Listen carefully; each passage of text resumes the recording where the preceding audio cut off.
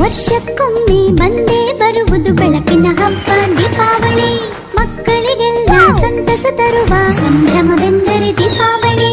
ಪುಟಾಣಿ ಚಿನ್ನು ಪಪ್ಪು ಎಣ್ಣೆಯ ಹಚ್ಚಿ ಸ್ನಾನ ಮಾಡಾಯ್ತು. ಅಪ್ಪ ತಂದ ಹೊಸ ಹೊಸ ಬಟ್ಟೆಯ ಧರಿಸಿ ಸಿದ್ಧರಾಗಾಯ್ತು.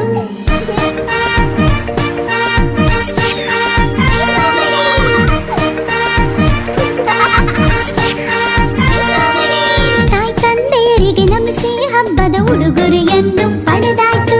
ರಂಗವಲ್ಲಿಯ ಮೇಲೆ ಹೊಳೆಯುವ ದೀಪಗಳನ್ನು ಇಟ್ಟಾಯ್ತು. ಸುರ್ಸುರು ಬತ್ತಿ ಮತ್ತಾಪುಗಳನ್ನು ಕೈಯಲ್ಲಿ ಹಿಡಿದು ಆಡೋಣ. ಭೂಚಕ್ರವನು ಹೂಬಾಣವನು ಸರಸರನೆಂದು ಹಚ್ಚೋಣ.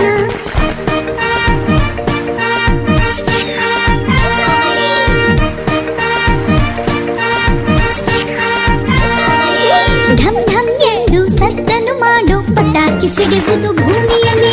ಕಣ್ಣನ ಸೆಳೆಯು ಬಣ್ಣದ ತಾರ ಮಂಡಲ ಹೊಳೆವುದು ಬಾವಿಯಲ್ಲಿ.